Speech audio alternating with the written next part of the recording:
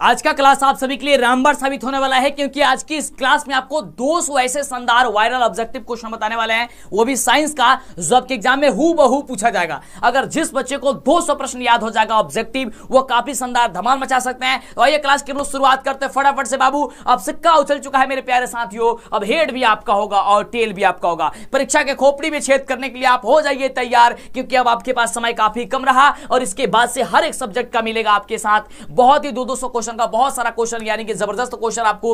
तो जल्दी से चैनल को सब्सक्राइब कर लीजिए, वीडियो को लाइक और शेयर कर दीजिए, और इसी तरीके का क्वेश्चन पेपर आपके एग्जाम में देखने को मिलेगा। जैसे एग्जाम हॉल में आप बैठिएगा और आपको आज समझना है कि आप एग्जाम हॉल में बैठे हुए हैं और आप लोग एक एक प्रश्न का जवाब देते जा रहे हैं, और इसी तरीके का बहुत सारा क्वेश्चन हम बताने वाले हैं। तो क्या आप सभी तैयार? एक बार लाइक कर दीजिए और एक बार कमेंट करके बता दीजिए कहां सर आवाज भी मिल रही है, और आप लोग फटाफट से ज्यादा अपने दोस्तों में फैला दीजिए। ये देखते हैं क्वेश्चन क्या कह रहा है। पहला नंबर प्रश्न ये रहा आपके स्क्रीन पे, जो कि बहुत बढ़िया प्रश्न है।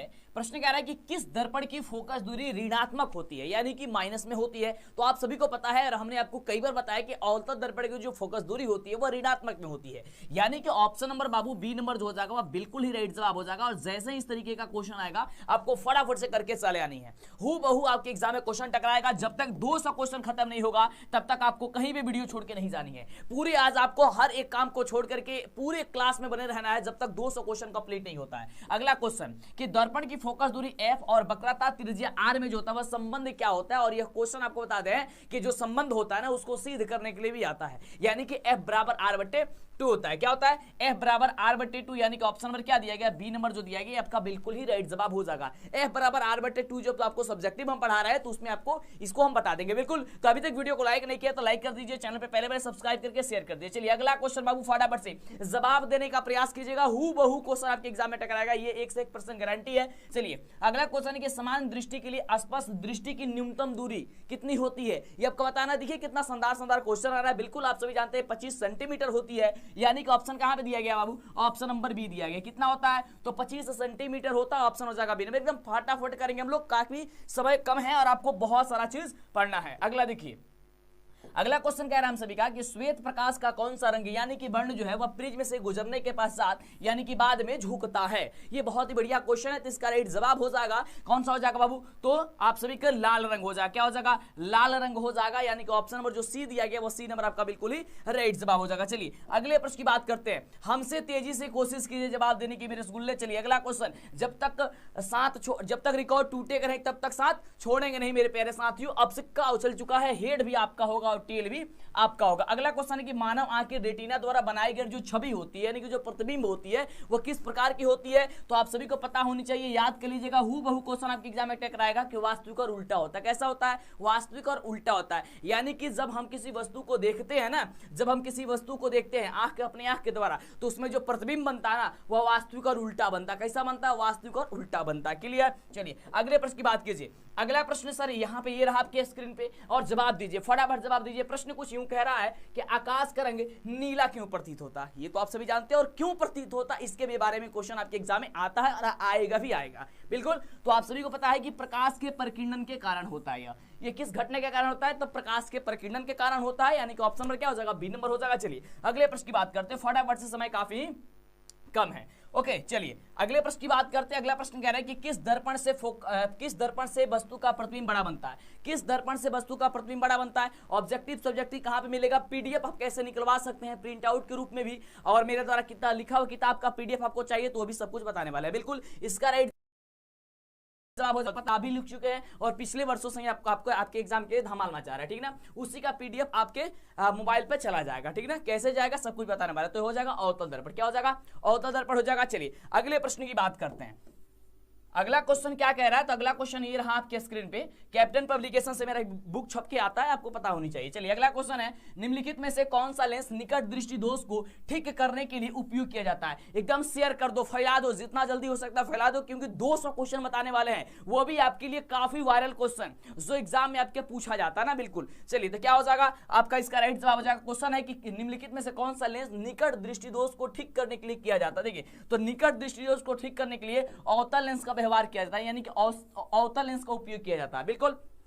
क्या हो जाएगा? ऑप्शन हो जाएगा बाबू सी नंबर, ठीक ना। चलिए, जब तक 200 क्वेश्चन बाबू खत्म नहीं होगा तब तक आपको कहीं पे भी नहीं जानी है। और इसी तरीके के चाहिए बोलिए फटाफट से कि हाँ सर और भी सब्जेक्ट के लेकर के आइए, हिंदी हो, संस्कृत हो, सोशल साइंस हो, गणित हो, सबका। और आपको पता है कि सबसे फेवरेट मेरा सब्जेक्ट और आपका सब्जेक्ट गणित है, और गणित जो है बखूबी आपको बहुत बेहतर तरीके से पढ़ाना है, बिल्कुल। चलिए, अगला क्वेश्चन, निम्नलिखित में से कौन उपकरण विद्युत धारा की उपस्थिति को दर्शाता है? विद्युत धारा की उपस्थिति को कौन दर्शाता है? तो गैल्वेनीकरण दर्शाता है। कौन दर्शाता है? गैल्वेनीकरण दर्शाता है। यानी कि ऑप्शन नंबर जो ए नंबर कह रहा है, ये ए नंबर आपका बिल्कुल राइट जवाब हो जाएगा। आपका ज्यादा समय हम नहीं लेंगे, कम ही समय में बहुत सारा चीज आपको बता देंगे, ठीक है ना। चलिए, अगले प्रश्न की बात करते हैं। इसलिए तो हमें 60 से 65 दिनों के लिए जाना जाता है, क्योंकि 60 से 65 दिनों में जो आपका हम रिवीजन कराते हैं, जो आपको पढ़ाते हैं, वो बखूबी आपकी एग्जाम के दृष्टिकोण से काफी ज्यादा खास होता है। अगला क्वेश्चन, दाएं हाथ के अंगूठे के नियम को किसने प्रतिपादित कर दिया था? ये बहुत ही बढ़िया क्वेश्चन है। तो दाएं हाथ का कौन किया था? 4 ऑप्शन दिया गया, तो मैक्सवेल ने किया था। कौन किया था बाबू? मैक्सवेल ने किया था। यानी ऑप्शन नंबर जो हो जाएगा वह डी नंबर हो जाएगा। क्लियर बाबू? चलिए,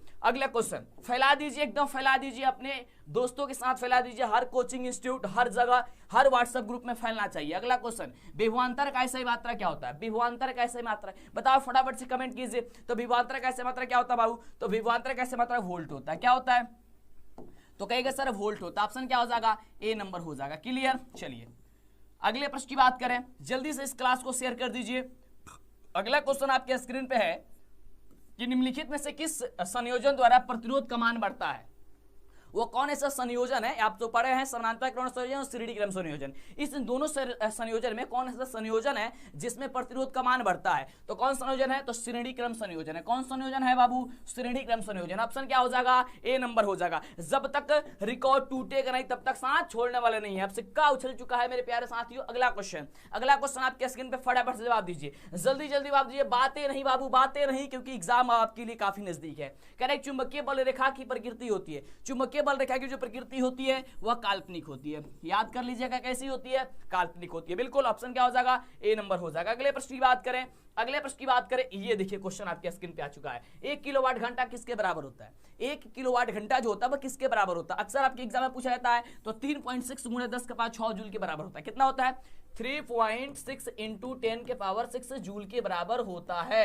क्लियर? क्लियर? क्या हो जाएगा? ऑप्शन नंबर सी हो जाएगा। एकदम फटाफट से करेंगे, बिल्कुल हमसे तेजी से कोशिश करो जवाब देने की, एकदम। चलिए, पूरे जोश और उमंग के साथ तैयारी कीजिए। अगला क्वेश्चन आपके स्क्रीन पे कह रहा है कि नवीकरणीय ऊर्जा का स्रोत क्या है? नवीकरणीय ऊर्जा का स्रोत क्या है? तो नवीकरणीय ऊर्जा का स्रोत जो है वो सौर ऊर्जा हो जाएगा। कौन सा ऊर्जा आएगा? सौर ऊर्जा हो जाएगा। पेपर के खोपड़ी में छेद करना है ना? बिल्कुल करना चाहिए। परीक्षा के बॉर्डर पर आप जाइए कि एकदम धमाल मचा करके आइएगा। अगला क्वेश्चन, कौन सा लेंस अपसारी लेंस कहा जाता है? अपसारी और अभिसारी लेंस होता है ना, दो प्रकार का लेंस होता है। एक होता है अपसारी कहते हैं, एक को अभिसारी कहते हैं। लेकिन यहाँ पे क्वेश्चन क्या पूछा गया? अपसारी लेंस। तो अपसारी किसे कहते हैं? अवतल को। अवतल लेंस को हम सभी कहते हैं अपसारी लेंस। क्या कहते हैं? अपसारी लेंस कहते हैं। और उत्तल लेंस को हम कहते हैं अभिसारी लेंस। क्लियर? आप लोग नोट कर लीजिए, लिख लीजिए। चलिए, अगला क्वेश्चन, अगला क्वेश्चन काफी शानदार क्वेश्चन है। कह रहा है प्रकाश का प्राथमिक वर्ण कौन है? प्रकाश का जो प्राथमिक वर्ण है वो कौन सा है? देखिए, लाल भी है, नीला भी है, हरा भी, सभी हो जाएगा। क्या हो जाएगा? डी नंबर हो जाएगा। क्लियर? क्या हो जाएगा? डी नंबर हो जाएगा। चलिए बाबू, अगला क्वेश्चन देखिए, शेयर कर दो, फैला दीजिए फटाफट से। अभी तक यार लाइक कर दो ना, लाइक करते हो तो मनोबल बढ़ता है। सब बच्चे लाइक करेंगे, बिल्कुल लाइक करेंगे। अगला क्वेश्चन, निम्नलिखित में से कौन नेत्र का रंगीन भाग होता है? कौन नेत्र का रंगीन भाग होता है? तो नेत्र का रंगीन जो भाग होता है ना, वो याद कर लीजिएगा, ये ऑप्शन नंबर डी में होगा। आइरिस जो होता है ना, वह आइरिस नेत्र का रंगीन भाग होता है। कौन होता है? आइरिस होता है। नेत्र का रंगीन भाग कौन होता है? आइरिस होता है। ठीक है। चलिए, अगला देखिए, अगला क्वेश्चन कह रहा है कि 1 HP कितने बराबर होता है? 1 HP जो होता है वह किसके बराबर होता है? तो 746 वाट। कहां पे है? ऑप्शन नंबर ए में है। क्या हो जाएगा? ऑप्शन नंबर ए हो जाएगा। बिल्कुल क्या हो जाएगा? ऑप्शन नंबर आपका जो ए दिया गया वो ए नंबर आपका बिल्कुल राइट जवाब हो जाएगा। अगला देखिए, ये देखिए, ये क्वेश्चन है विशालक शीशा यानी कि मैग्नीफाइंग ग्लास जो है वह होता है। ये जो क्वेश्चन जो पूछा गया था ना, काफी बच्चे कंफ्यूज हो गए थे। तो देखिए, विशालक शीशा जो है वो अवतल लेंस को कहते हैं। किसे कहते हैं? अवतल लेंस को कहते हैं। ऑप्शन क्या हो जाएगा? ए नंबर हो जाएगा। क्लियर? चलिए, अगला क्वेश्चन देखिए, अगला क्वेश्चन 21 नंबर क्वेश्चन पे हम लोग आ चुके हैं। कितना जल्दी क्वेश्चन पे आ चुके हैं ना, फटाफट से। बिल्कुल बाबू, तो शाम 6 बजे आइए और धमाना चाहिए, ठीक ना। चलिए, अगला क्वेश्चन है, जब किसी चालक तार से विद्युत धारा प्रवाहित होती है तो गतिशील कण कौन सी है? जब कह रहा है कि किसी चालक से विद्युत धारा प्रवाहित होती है तो गतिशील कौन होता है? अरे तो सबको जानते हैं कि इलेक्ट्रॉन होता है, वही आपका क्या होता है? गतिशील होता है। ऑप्शन क्या हो जाएगा? डी नंबर हो जाएगा। क्लियर। अगले प्रश्न की बात करें, अगला प्रश्न हम सभी कह रहे हैं कि एम्पियर घंटा मात्रक किसका होता है? एम्पियर घंटा मात्रक किसका होता है? तो एम्पियर घंटा को जो मात्रक होता है आवेश का मात्रक होता है। किसका मात्रक होता है? आवेश का मात्रक होता है। ऑप्शन क्या हो जाएगा? B number. क्या हो जाएगा? बी नंबर हो जाएगा। अगले प्रश्न की बात करें, चलिए अगला प्रश्न आपके स्क्रीन पे ये रहा और प्रश्न हम सभी क्या कह रहा है, निम्नलिखित में से कौन सा मात्रक वाट के बराबर होता है? वाट के बराबर कौन होता है बाबू? बिल्कुल बाबू, बातें कम और पढ़ाई ज्यादा। बिल्कुल, क्योंकि एग्जाम काफी नजदीक है। क्या हो जाएगा? निम्नलिखित में से कौन मात्रक वाट के बराबर? तो जूल प्रति सेकंड। जूल प्रति जो सेकंड होता है वाट के बराबर होता है। क्लियर। क्या हो जाएगा? ऑप्शन नंबर ए हो जाएगा। चलिए रसगुल्ले, अगले प्रश्न की बात करते हैं फटाफट से बाबू। बहुत बढ़िया बाबू। चलिए अगला क्वेश्चन देखिए। अगला जो क्वेश्चन है कह रहे हैं कि विद्युत धारा का मात्रक क्या होता है? विद्युत धारा का मात्रक, तो देखिए विद्युत धारा का जो मात्रक होता है ना वो एम्पियर होता है। कैसा होता है? एम्पियर होता है। क्या होता है? एम्पियर होता है। ऑप्शन क्या हो जाएगा? ए नंबर हो जाएगा। क्लियर। चलिए रिवीजन करते जाइए क्योंकि अब समय नहीं रहा आपके पास, अब काफी कम समय है। अब इतने ही कम समय में आपको एकदम धमाल मचाना है। अगला देखिए, अगला कह रहा है कि ग्लोबल वार्मिंग के लिए उत्तरदायी गैस कौन है? ग्लोबल वार्मिंग के लिए उत्तरदायी जो गैस है वो कौन है? तो आपको पता होनी चाहिए कि CO2 है, यानी कि कार्बन डाइऑक्साइड है। क्या है? Carbon dioxide. ऑप्शन क्या हो जाएगा? सी नंबर हो जाएगा। क्या हो जाएगा? सी नंबर हो जाएगा। अगला देखिए, चलिए अगला क्वेश्चन आपके स्क्रीन पे है, कह रहा है कि शरीर में भोजन का पाचन किस प्रकार की अभिक्रिया है? तो बाबू हमने आपको कई बार बताया कि शरीर में भोजन का जो पाचन होता है ना वो आपका एक उपचयन अभिक्रिया। कौन सा अभिक्रिया है? उपचयन अभिक्रिया है। क्या हो जाएगा? तो कहेगा सर ए नंबर हो जाएगा। बिल्कुल बाबू, क्या हो जाएगा? ए नंबर हो जाएगा। चलिए अगला प्रश्न मेरे शेर, अगला क्वेश्चन कह रहा है कि काली चूना पर जब जल डाला जाता है तो अभिक्रिया होती है। जब काली चूना है उसमें जब जल डाला जाएगा तो उसमें छेपी अभिक्रिया होगी, ठीक है ना। वैसे जब आप देखे होंगे जब दीवालों की सफेदी की जाती है, यानी कि दीवार की पेंट की जाती है, अक्सर आजकल तो पीओपी के ये आपको ये जो है प्राइमर वगैरह लगाया जा रहा है या बहुत सारा चीज का उपयोग किया जा रहा है, लेकिन चूना का उपयोग कम किया जा रहा है। लेकिन जिस समय चूना का उपयोग किया जाता था या फिर आपके आसपास कहीं पे चूना का उपयोग किया जाता होगा, आप देखेंगे जैसे ही चूना को घोला जाता है उसमें पानी डाला जाता है तो उसमें से उष्मा छेपी यानी कि उष्मा बाहर निकलती है, ठीक ना। तो क्या हो जाएगा? ये उसमें से वो उष्मा छेपी क्रिया होती है वहां पे, यानी ऑप्शन क्या हो जाएगा? ए नंबर हो जाएगा, ठीक है ना। चलिए अगला प्रश्न आपके स्क्रीन पे है, प्रश्न क्या है सभी का कि निम्नलिखित में से कौन सा सबसे अधिक अभिक्रियाशील है? सबसे ज्यादा अभिक्रियाशील कौन है? यहां से 4 ऑप्शन है, तो सबसे ज्यादा अभिक्रियाशील जो हो जाएगा क्या हो जाएगा? कॉपर हो जाएगा। क्या हो जाएगा? कॉपर आपका जो हो जाएगा सबसे ज्यादा अभिक्रियाशील हो जाएगा इस ऑप्शन के अनुसार। चलिए अगले प्रश्न की बात करते हैं। अगला प्रश्न कह रहा है कि चूना जल का रासायनिक सूत्र क्या है? फटाफट से रिवीजन कर लो। 200 क्वेश्चन बाबू, लगातार 200 क्वेश्चन इस वीडियो में मिलेगा आपको, बिल्कुल मिलेगा ना। तो 200 क्वेश्चन जिस बच्चे को याद हो जाएगा उनको समझिए कि बहुत सारा क्वेश्चन, यानी कि उनकी एग्जाम की तो आधी तैयारी ऐसे ही लग रही है कि हो ही जाएगी। चलिए 200 क्वेश्चन, वही सभी क्वेश्चन जो काफी खास है।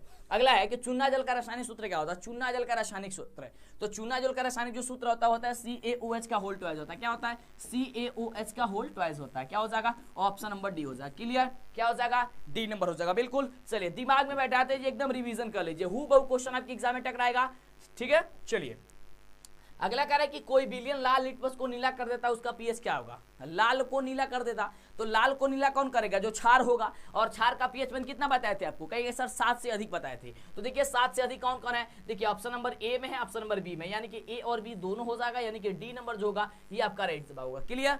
चलिए तो इस तरीके से समझिएगा तो दिक्कत नहीं होगा। अगला देखिए, अगला जो प्रश्न है वो प्रश्न हमसे भी कह रहा है कि अल्काइन में कार्बन कार्बन के बीच कितने सहसंयोजक बंधन होते हैं? अल्काइन में कह रहा है कार्बन कार्बन के बीच, तो देखिए कार्बन कार्बन के बीच अल्काइन में जो होता है त्रिअबंध होते हैं। क्या होता है? सी नंबर हो जाएगा। क्लियर। क्या हो जाएगा? सी नंबर हो जाएगा। चलिए अगले प्रश्न की बात करें। चलिए बाबू अगला प्रश्न हमसे ये कह रहे हैं कि ग्लूकोज का अणु सूत्र क्या होता है? ग्लूकोज का, ये तो काफी बढ़िया क्वेश्चन है। ग्लूकोज का जो अणु सूत्र होता है C6H12O6, यानी कि C6H12O6 होता है, ठीक ना। क्या होता है? C6H12O6 है ना। क्या हो जाएगा? ऑप्शन हो जाएगा ए नंबर। क्लियर। अगला देखिए, अगले प्रश्न का जवाब बताइए। उच्च वसीय अम्लों के सोडियम लवण कहलाते हैं। उच्च वसीय अम्लों के सोडियम जो लवण है वो क्या कहलाते हैं? वो आपका क्या कहलाते हैं बाबू? वो आपका साबुन कहलाते हैं। क्या कहलाते हैं? साबुन होता है ना। क्या होता है? साबुन होता है। ऑप्शन हो जाएगा ए नंबर। अगला देखिए, अगला प्रश्न आपके स्क्रीन पे प्रश्न क्या है कि बॉन्ड CHO अभिक्रियाशील मूलक को कहते हैं। बॉन्ड CHO अभिक्रियाशील मूलक को क्या कहते हैं? तो बाबू एल्डिहाइड कहते हैं। क्या कहते हैं? एल्डिहाइड कहते हैं। क्लियर। क्या कहते हैं? एल्डिहाइड कहते हैं, है ना। चलिए अगले प्रश्न की बात करें, बिल्कुल बात करते हैं। अगला प्रश्न देखिए, तो अगला प्रश्न ये रहा आपके स्क्रीन पे, प्रश्न कह रहा है कि आवर्त सारणी के किसी आवर्त में बाएं से दाएं जाने पर तत्वों की परमाणु त्रिज्या में क्या होगी? क्वेश्चन है कि आवर्त सारणी की किसी आवर्त में बाएं से दाएं जाने पर तत्वों की परमाणु त्रिज्या में क्या होती है, तो परमाणु त्रिज्या उस समय परमाणु त्रिज्या क्या होती है, घटती है। क्या होती है, घटती है। ऑप्शन क्या हो जाएगा, ए नंबर हो जाएगा। क्या होता है, घटती है। ऑप्शन ए हो जाएगा, ए नंबर हो जाएगा। अगले प्रश्न की बात करते हैं फटाफट से।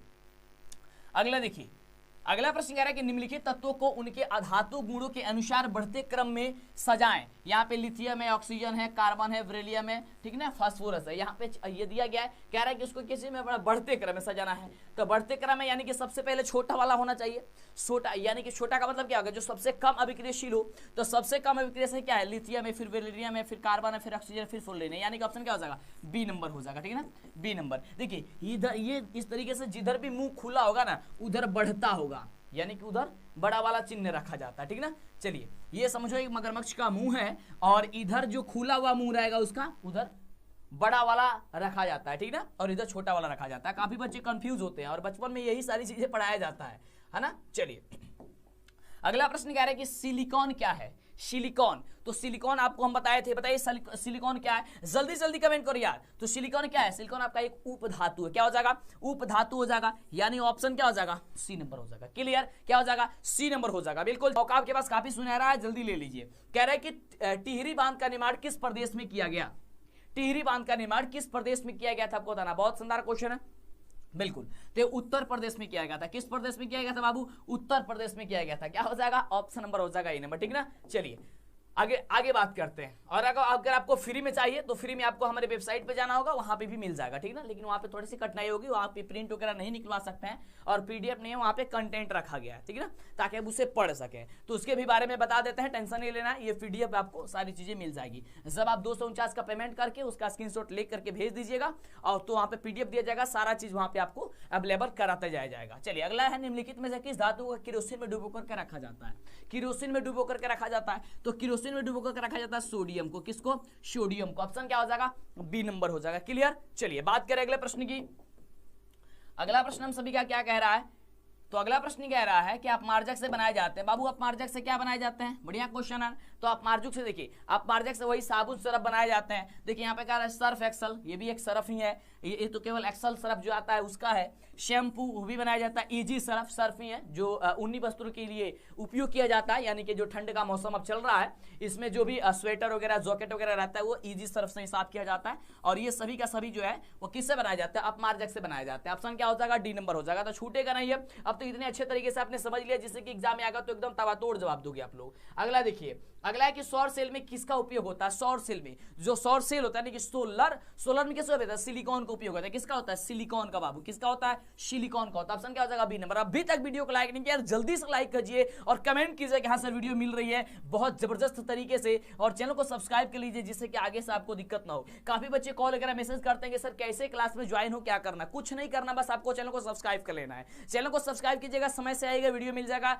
या फिर आपके पास जब भी समय होगा आप आइएगा, वीडियो खोल के देखिएगा, एकदम जबरदस्त तैयारी हो जाएगा। चलिए अगला क्वेश्चन है, निम्नलिखित में से किसका उपयोग खाना बनाने वाले ईंधन में किया होता है, नहीं होता है। यानी कि खाना बनाने वाले ईंधन में किसका उपयोग नहीं होता है, सीएनजी, एलपीजी, बायोगैस या कोयला है। देखिए कोयला से भी हम खाना बना सकते हैं, बायोगैस से भी खाना बना सकते हैं, एलपीजी से भी खाना बनाते हैं। यानी कि क्या हो जाएगा, सीएनजी। सीएनजी से हम लोग क्या करते हैं, खाना नहीं बनाते हैं। और सीएनजी का उपयोग आजकल सबसे ज्यादा किस में होने लगा है, गाड़ियों में होने लगा है। सीएनजी से गाड़ी चलने लगी है अब आजकल। चलिए, जिसके कारण पेट्रोल की अब थोड़ी सी खपत थोड़ी सी कम होगी और बहुत अच्छी बात है। चलिए अगला क्वेश्चन, बॉन्ड के ये 2Cu + O2 से बनता है यहाँ पे 2CuO, ठीक ना। यानी कि कॉपर और ऑक्सीजन आपस में अभिक्रिया करेगा तो कॉपर ऑक्साइड का निर्माण करेगा। तो पूछ रहा है कि यह है, यह कौन सा अभिक्रिया है, यह ऑक्सीकरण है, अपघटन है, या फिर उदासीकरण है, या फिर विस्थापन है। तो बिल्कुल ये जब ये अभिक्रिया कर रहा है कॉपर और ऑक्सीजन और कॉपर ऑक्साइड का निर्माण कर रहा है, तो देखना है कि इसमें ऑक्सीजन की मात्रा क्या हो रही है, जुट रही है। तो जिसमें भी ऑक्सीजन जुटेगी यानी कि क्या होगा, वह ऑक्सीकरण होगा। क्या होगा, ऑक्सीकरण होगा। ऑप्शन क्या हो जाएगा, ए नंबर हो जाएगा। एक बात बस याद करके रखिएगा, ऑक्सीकरण अवकरण पूछे या फिर उपचयन अपचयन पूछे, तो अगर जिसमें ऑक्सीजन की मात्रा बढ़ेगी उसे कहिएगा ऑक्सीकरण है, ऑक्सीकरण, ऑक्सीजन ऑक्सीकरण। जिसमें ऑक्सीजन की मात्रा घटेगी उसे कहिएगा अवकरण, यानी कि जिसमें घटेगी ऑक्सीजन तो क्या बढ़ेगा, हाइड्रोजन बढ़ेगा। तो हाइड्रोजन जिसमें बढ़ने लगेगा उसको हम लोग कहते हैं अवकरण, ठीक ना। क्या कहते हैं, अवकरण, और इसको कहते हैं हम लोग ऑक्सीकरण, ठीक ना। की मात्रा बढ़ती है। क्लियर, ये बात याद करके रखिएगा। अगला देखिए, अगला 45 नंबर क्वेश्चन आ चुका है आपके स्क्रीन पे कि निम्नलिखित में से कौन सा समीकरण संतुलित नहीं है। देखिए वो संतुलित कहने का मतलब, देखिए यहां से 3-4 नंबर का क्वेश्चन जरूर आपके एग्जाम में आएगा। संतुलित, देखिए संतुलित कहने का मतलब क्या है, यानी कि जो अभिकारक होता है ना, यानी कि तीर के बाएं साइड, और उत्पाद होता है यानी कि तीर के दाएं साइड, यानी कि दोनों के परमाणु संख्या यदि बराबर नहीं होती है, वही हम लोग क्या होती है, क्या होती है, वो आपका बराबर नहीं होती है तो असंतुलित होगा, बराबर होगा तो संतुलित होगा। जैसे कि यहाँ पे देखिए, यहाँ पे अगर ऑक्सीजन की बात करते हैं तो देखिए यहाँ पे 3 और 2 6 यानी कि 6 ऑक्सीजन हो जाएगा। लेकिन यहाँ पे देखिए 2 ऑक्सीजन यहाँ पे, 2 ऑक्सीजन यहाँ पे 4 और 1 ऑक्सीजन यहाँ पे 5, यहाँ पे 5 का ऑक्सीजन है लेकिन यहाँ पे 6 का ऑक्सीजन है, तो ये तो बराबर नहीं है। ऐसे ही क्या हो जाएगा, इसका जवाब हो जाएगा ऑप्शन नंबर बी। ठीक है ना, क्या हो जाएगा, ऑप्शन नंबर जो बी दिया गया है ये बी आपका हो जाएगा। ये क्या हो जाएगा आपका, यह संतुलित नहीं है, यानी कि असंतुलित समीकरण है। चलिए अगला देखिए, ये देखिए ये ऐसा क्वेश्चन तो आपके एग्जाम में हूबहू पूछेगा कि उदासीन विलयन का पीएच मान कितना होता है। देखिए उदासीन का विलयन का पीएच मान होता है 7 के बराबर, और यदि अम्ल का पीएच मान पूछे बताओ, नीचे कमेंट कीजिए अम्ल और क्षार का पीएच मान कितना होता है, तो कहेगा अम्ल का होता है 7 से कम, कितना होता है 7 से कम होता है, क्षार का क्या होता है 7 से अधिक होता है। क्लियर, ये बातें याद रहेगा ना, बिल्कुल याद रहेगा। क्या रहेगा, अम्ल का पीएच मान 7 से कम, क्षार का पीएच मान 7 से अधिक होता है। क्लियर, अगले प्रश्न की बात करें। अगला देखिए प्रश्न कह रहा है कि निम्नलिखित में से कौन सा दुर्बल अम्ल है। दुर्बल अम्ल कौन है, जो यानी कि कमजोर अम्ल है। कमजोर अम्ल कौन होगा, दुर्बल अम्ल CH3COOH, CH3COOH जो दिया गया है वो आपका क्या है, दुर्बल अम्ल है। क्या हो जाएगा, दुर्बल अम्ल हो जाएगा, ऑप्शन हो जाएगा सी नंबर। ठीक ना, चलिए क्लियर, फटाफट देखिए, समय नहीं ले रहे हैं, काफी कम समय में ही आपको 48 नंबर क्वेश्चन पे पहुंच चुके हैं। ठीक ना, चलिए क्रायोलाइट अयस्क किसका है, क्रायोलाइट अयस्क बाबू किसका है, वीडियो छोड़ के नहीं जाना है, काफी शानदार क्वेश्चन आ रहा है। देखिए क्रायोलाइट जो अयस्क होता है ना, वह एल्युमिनियम का होता है ना, किसका होता है, एल्युमिनियम का। ऑप्शन क्या है, ऑप्शन है आपका डी नंबर पे। ठीक ना, क्या हो जाएगा, डी नंबर हो जाएगा। चलिए समय काफी कम है, हम समझ रहे हैं बाबू, और इतने ही कम समय में आपको शानदार तैयारी हो जाएगी। टेंशन नहीं ले, सबसे पहले तो टेंशन निकाल कर फेंक दीजिए। जब आप मेरे क्लास में आते हैं तो बिल्कुल बाबू टेंशन निकाल दीजिए, क्योंकि आपको दिक्कत कुछ भी नहीं होगा। अब सिक्का उछल चुका है मेरे प्यारे साथियों। अगला है पोटेशियम की परमाणु संख्या कितनी होती है, पोटेशियम की परमाणु संख्या जल्दी से बताओ, नीचे कमेंट कीजिए। तो पोटेशियम की परमाणु संख्या 19 होती है, कितनी होती है, 19 होती है। आएगा तो एकदम तवातोड़ आपको जवाब देनी है। अगले क्वेश्चन की बात करते हैं एकदम फटाफट से, जिस तरीके से हम आपको बताते जा रहे हैं, इतने तेजी से आप क्वेश्चन देखिएगा तो सॉल्व होते जाएगा। चलिए फॉर्मिक अम्ल का आईयूपीएसी नाम क्या होता है, फॉर्मिक अम्ल का आईयूपीएसी नाम क्या होता है, मेथोनोइक अम्ल क्या होता है, क्या होता है, मेथोनोइक अम्ल होता है। यानी कि ऑप्शन हो जाएगा क्या चीज, ए नंबर हो जाएगा। बताइए फॉर्मिक अम्ल यानी कि मेथोनोइक अम्ल किसमें पाया जाता है, तो चींटी या नेटल के डंक में पाया जाता है। याद करके रखिएगा, चींटी या नेटल के डंक में पाया जाता है। ये क्वेश्चन आपके एग्जाम में पूछ सकता है कि चींटी या नेटल के डंक में कौन सा अम्ल पाया जाता है, तो मेथोनोइक अम्ल पाया जाता है, यानी कि वही फॉर्मिक अम्ल पाया जाता है। अगला क्वेश्चन कह रहा है कि इथाइल अल्कोहल का अणुसूत्र क्या होता है, इथाइल अल्कोहल का अणुसूत्र। तो देखिए इथाइल अल्कोहल का अणुसूत्र होता है C2H5OH होता है। क्या होता है, C2H5 और OH होता है, यानी कि ऑप्शन क्या हो जाएगा, सी नंबर हो जाएगा बाबू। चलिए अगले प्रश्न की बात करें।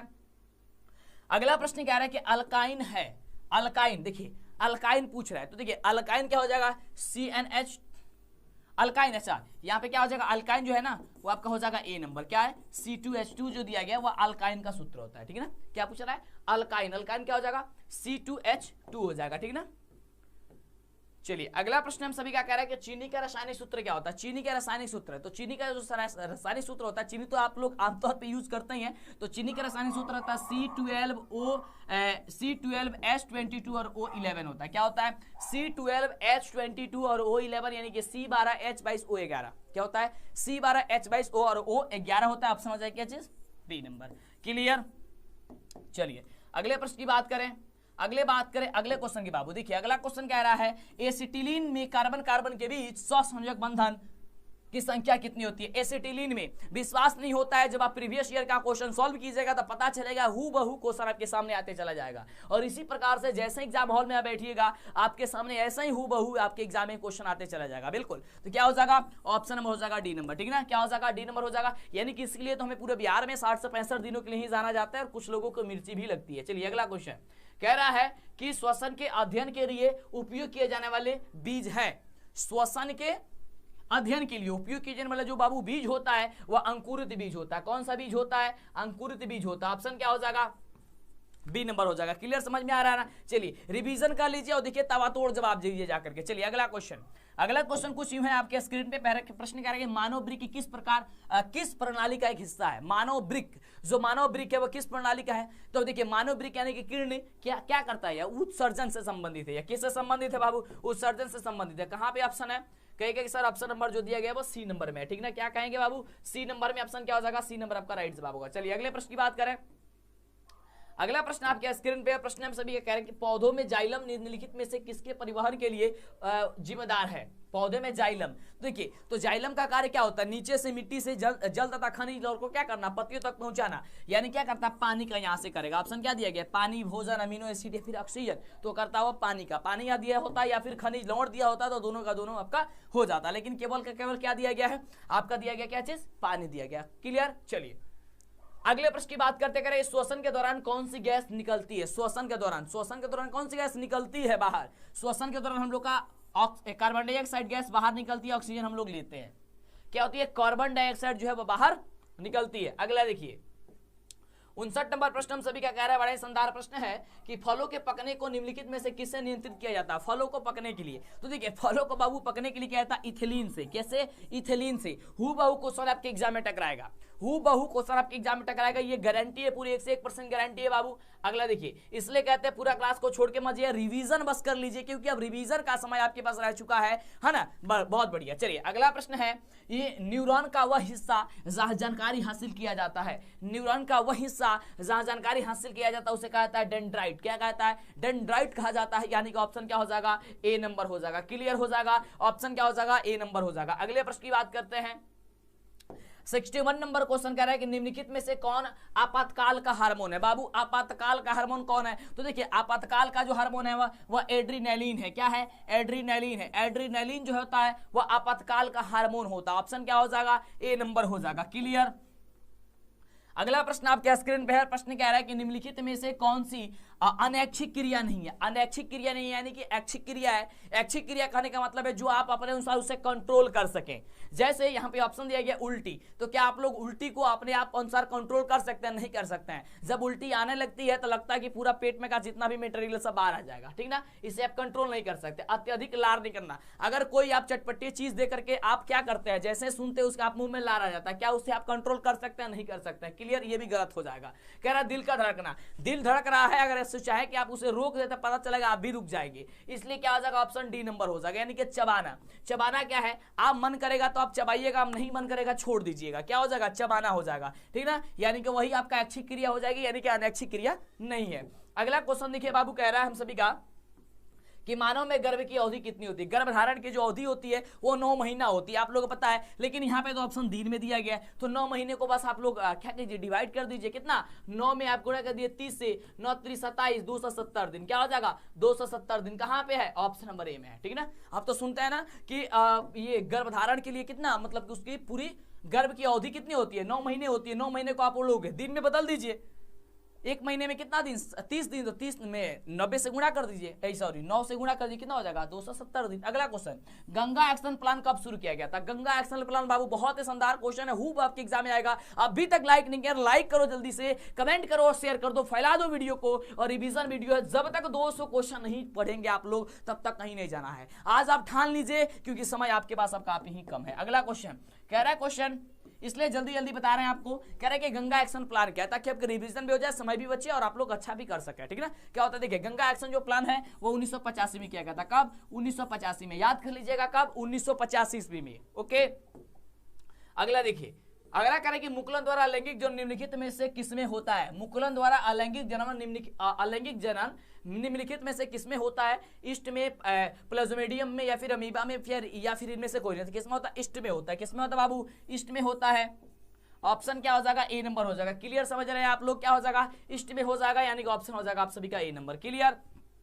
चलिए अगला प्रश्न आपके स्क्रीन पे है। प्रश्न कह रहे हैं निम्नलिखित में से कौन सी बीमारी श्वसन तंत्र से संबंधित है। श्वसन तंत्र से अब संबंधित कौन है, तो श्वसन तंत्र से संबंधित टीबी है। क्या है, टीबी है। टीबी, क्या हो जाएगा टीबी हो जाएगा, ऑप्शन क्या हो जाएगा बी नंबर हो जाएगा। क्लियर। तो नोट्स नहीं लिया है, PDF chapter wise objective subjective नहीं लिया है, मेरा किताब मार्केट में आए हुए है, धमाल मचा है पिछले वर्षों से ही, क्योंकि जितने भी क्वेश्चन आपको हम पढ़ाए थे लिखाए थे और बुक में जो छपा था वह हूबहू आपके एग्जाम में क्वेश्चन पूछा गया, बिल्कुल आपको पता होनी चाहिए। नहीं विश्वास है किताब देख करके आप अंदाजा लगा सकते हैं। उसी का पीडीएफ आपको हम दे रहा है मात्र कितना 249 रुपए में, आप फटाफट से ले लीजिए, ठीक ना। नंबर कितना है 9801619013, ठीक ना। इस पे आप जो भी मन करे गूगल पे, फोन पे, पेटीएम जो भी है, अमेजोन पे जो भी पे है आप कर दीजिए, फटाफट से उसका स्क्रीनशॉट भेजिए पेमेंट करके और आपको फटाफट से दे दिया जाएगा, ठीक ना। पीडीएफ आपको 5 मिनट के भीतर आपके मोबाइल स्क्रीन पे पहुंच जाएगा, यानी कि व्हाट्सएप पे पहुंच जाएगा और आप उसे बेहतर तैयारी कर सकते हैं। कह रहा है कि मनुष्य और अन्य मांसाहारी जीव निम्नलिखित में से किसका पाचन नहीं कर पाते हैं। मनुष्य तथा अन्य मांसाहारी जो जीव है किसका पाचन नहीं कर पाते हैं, तो सेलुलोज का पाचन नहीं कर पाते। कहां पे ऑप्शन है बाबू, सेलुलोज। ऑप्शन नंबर देखिए बी में दिया गया, सेलुलोज का पाचन नहीं कर पाते हैं। चलिए अगले प्रश्न की बात करें। अगला प्रश्न कह रहे हैं कि ब्रेन हैमरेज का मुख्य कारण क्या होता है। ब्रेन हैमरेज बार बार आप सुनते हैं कि ब्रेन उनका हैमरेज कर गया, ठीक ना। तो उसका मुख्य कारण क्या होता है, हाइपरटेंशन होता है। क्या होता है, हाइपरटेंशन होता है ना कि हाइपोटेंशन होता है। देखो हाइपोटेंशन और हाइपरटेंशन दो चीजें एक ही जैसा ही लिखा गया है, लेकिन आपको हाइपरटेंशन पे टिक करना है ना कि हाइपोटेंशन। देखिए काफी बच्चे इसको पढ़ने में ही कंफ्यूज करके गलती करके चले आते हैं। पढ़ाई क्या होता है एकदम सही, लेकिन गलती करके चले आए होते हैं, फिर कहते हैं सर हम तो जल्दी जल्दी के चक्कर में कुछ और कर देते। जल्दी जल्दी के चक्कर में यहाँ पे जल्दी कीजिए कुछ भी कीजिए उससे मतलब नहीं है, लेकिन एग्जाम में आपको ऐसा चीज नहीं करना है। क्लियर बाबू। चलिए अगला प्रश्न कह रहा है आपके स्केम में निम्नलिखित में से परजीवी का उदाहरण क्या है। परजीवी का उदाहरण क्या है। परजीवी का उदाहरण क्या है बाबू, कहेगा सर परजीवी का उदाहरण कष्टुका है। कष्टुका क्या है, आपका एक परजीवी का उदाहरण है, क्या ठीक है, क्या हो जाएगा परजीवी का आपका एक उदाहरण हो जाएगा। अगला प्रश्न आपके स्क्रीन पे प्रश्न क्या है, हृदय से रक्त को संपूर्ण शरीर में पंप किया जाता है। हृदय से रक्त को संपूर्ण शरीर में पंप किया जाता है, किसके द्वारा किया जाता है। आपका ऑप्शन है यहाँ पे 4, फेफड़ों द्वारा, नीले के द्वारा, आलिंदों के द्वारा, या फिर इनमें से कोई नहीं है शायद, ऑप्शन नंबर डी। हाँ इनमें से सभी है। चलो तो क्या हो जाएगा इसका राइट जवाब, बिल्कुल बाबू क्या हो जाएगा, ऑप्शन नंबर हो जाएगा आलिंदों के द्वारा किया जाता है। किसके द्वारा, आलिंदों के द्वारा किया जाता है, ठीक ना। क्या हो जाएगा, सी नंबर हो जाएगा। चलिए अगला प्रश्न हम सभी क्या कह रहे हैं कि हाइड्रा में अलैंगिक जनन की विधि क्या। हाइड्रा में अलैंगिक जनन की विधि, तो बाबू हाइड्रा में अलैंगिक जनन की विधि होती है मुकुलन होती है। क्या होती है, मुकुलन होती है। क्या हो जाएगा, ऑप्शन नंबर हो जाएगा आपका ए नंबर, ठीक ना। चलिए अगला प्रश्न कह रहा है कि जनन संचारित रोग कौन सा बाबू, तो जनन संचारित रोग देखिए यहाँ पे सिफिलिस दिया गया, एड्स दिया गया, गोनोरिया दिया गया, इनमें से सभी दिया गया। तो देखिए सिफिलिस भी जो है वो भी जनन संचारित रोग है, एड्स भी है ये भी जनन संचारित रोग है, गोनोरिया भी है ये भी जनन संचारित रोग है, यानी कि क्या हो जाएगा, तो कही गए सर ऑप्शन नंबर डी हो जाएगा। क्लियर। अगले प्रश्न की बात करते हैं कि पुष्प का सबसे बाहरी भाग क्या है। पुष्प का सबसे बाहरी भाग, तो पुष्प का सबसे बाहरी भाग होता है बाह्य दलपुंज। क्या होता है, बाह्य दलपुंज, यानी नाम से ही पता चल रहा है बाह्य, बाह्य माने बाहर है ना, दलपुंज, ठीक ना। ऑप्शन क्या हो जाएगा ए नंबर। अगला प्रश्न कह रहा है कि ब्लड समूह ए में कौन सा एंटीबॉडी होता है। ब्लड समूह जो आपका ए होता है, बहुत सारे बच्चों को ब्लड समूह जो होता है वो ए होता है, ठीक है। उसमें एंटीबॉडी कौन होता है, तो एंटीबॉडी होता है बी।